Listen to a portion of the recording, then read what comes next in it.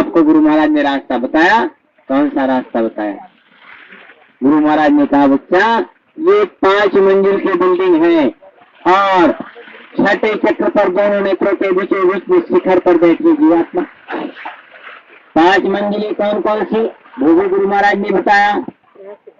आपके कंठ चक्र में आद्या महाशक्ति, हृदय चक्र में भगवान शंकर, नाभि चक्र में विष्णु भगवान, इंद्र चक्र में ब्रह्मा जी और गुदा चक्र में गणेश जी महाराज।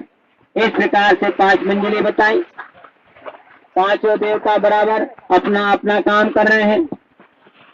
भाई लोग कहते हैं कि यहाँ सृष्टि का निर्माण ब्रह्मा जी ने किया, लेकिन हमने कभी देखा कि ब्रह्मा जी ने आकर के किसी बच्चे को पैदा किया? हमने किसी को देखा? है प्रेमी भाई बहन, देखा सबने, लेकिन क्या है असलियत तो यह है कि हम कुछ जानते नहीं। अगर कोई जानकार कहे उसकी मानते नहीं। बात तो मानना चाहिए। गुरु महाराज ने क्या कहा? ब्रह्मा सावित्री की शक्ति कहाँ? इंद्र चक्र में। नर नारी के संयोग से शक्ति का इजहार होता, जिससे माँ के पेट के अंदर पिंड की रचना होती है। अगर ब्रह्मा सावित्री की शक्ति नहीं होती तो पिंड की रचना नहीं होती। ठीक इसी से ऊपर नाभि चक्र में विष्णु भगवान का बात बताया। विष्णु भगवान का काम कौन सा है? पोषण कर देना। जब माँ के पेट के अंदर बच्चा पलता है, नाभि से कांटेक्ट जुड़ा होता है।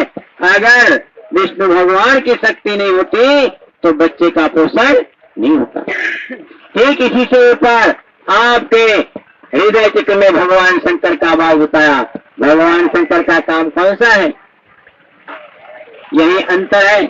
अभी माता बहनें सोच रही कि भगवान शंकर से तो हमने साधना आराधना करके हमारे पतियों की उम्र बढ़ा लिया और इतने भगवान दयालु हुआ करते हैं। प्रेमी भाई बहनों, गुरु महाराज ने कहा भगवान शंकर किसी की उम्र को बढ़ा ही नहीं सकते। उनके पास वो अधिकार नहीं है। केवल अधिकार उनके पास क्या है? संहार करने का। जब हमारा शरीर का समय पूरा हो जाए, बस उस जीवात्मा को निकाल बाहर करने का काम भगवान शंकर का है। तो भगवान शंकर की शक्ति कहाँ है? हृदय चक्र में। जब शरीर से जीवात्मा निकलती है तो इसी शरीर के अंदर दर्द पैदा होता है। तो दर्द पैदा कौन करते हैं? भगवान शंकर।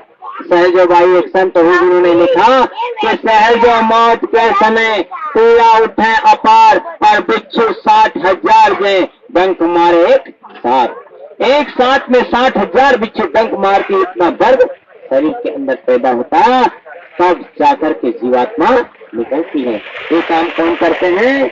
भगवान शंकर काम को करते हैं, तब जाकर के जीवात्मा को निकालते हैं। यानी संहार का काम भगवान शंकर का है। इसी से ऊपर आपके कंठ चक्र में आद्या महाशक्ति देवी दुर्गा मैया का बाल बताया। 6ठे चक्र पर दोनों नेत्रों के बीचों बीच में यहाँ शिखर पर बैठी जीवात्मा अगर यहाँ से नीचे चली जाए, नीचे क्या है? मनुष्य मंदिर, देवालय। महात्माओं ने लिखा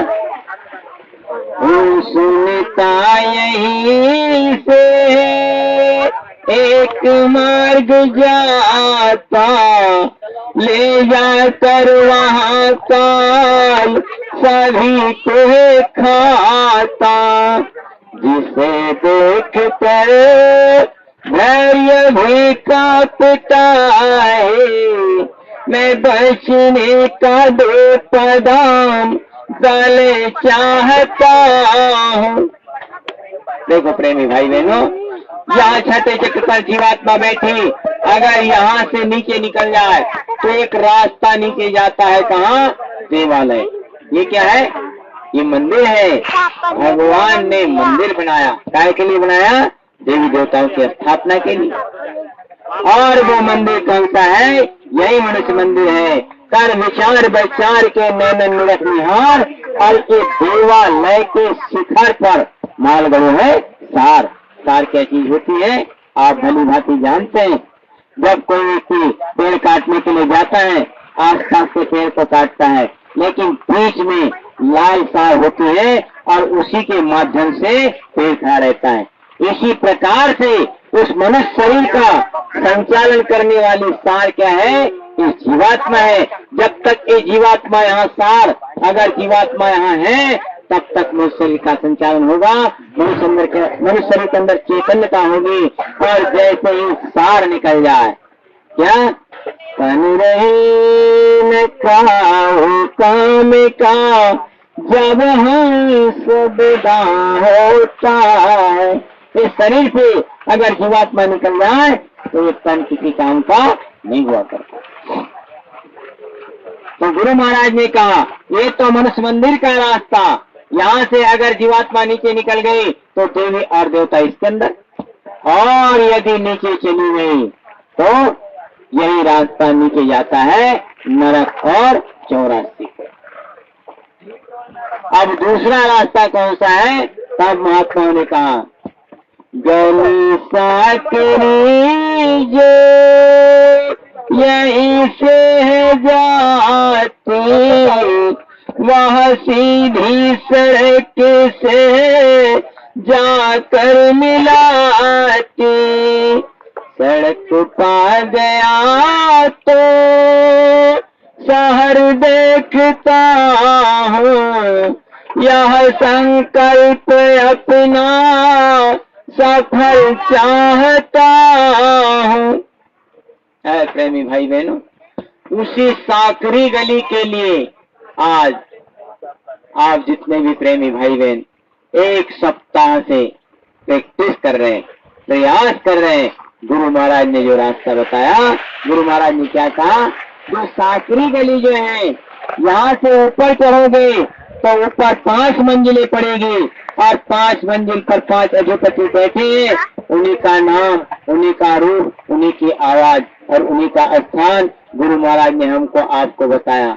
और फिर क्या कहा, आप अपने अपने घर में रहो, बाल बच्चों की सेवा करो, आए गए का सत्कार करो, और इसी में से समय निकाल करके आप रोज 2 घंटा सुबह शाम एकांत में बैठ करके आपको भजन करना है।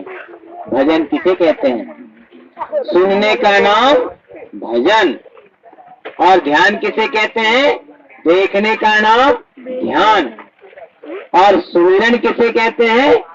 नाम का मन ही मन उच्चारण करना और स्वरूप की याद करना। इसी याद को जब गुरु महाराज ने कहा बच्चा आप अभ्यास करोगे, अभ्यास करोगे तो क्या होगा, दिखाई भी देगा और सुनाई भी देगा। लेकिन ऐ प्रेमी भाई बहनों, ये अंतर की बात है, हम इसको बता नहीं सकते। कहन सुनन में जो आया उसे वर्णात्मक गाया, लेकिन महात्मा ने हमको क्या कहा, ध्वन्यात्मक चीज बताई। तो ध्वनि जब होती है, ध्वनि को बताया नहीं जा सकता। आवाज हो रही है लेकिन बोल के बता सकते क्या? नहीं बता सकते।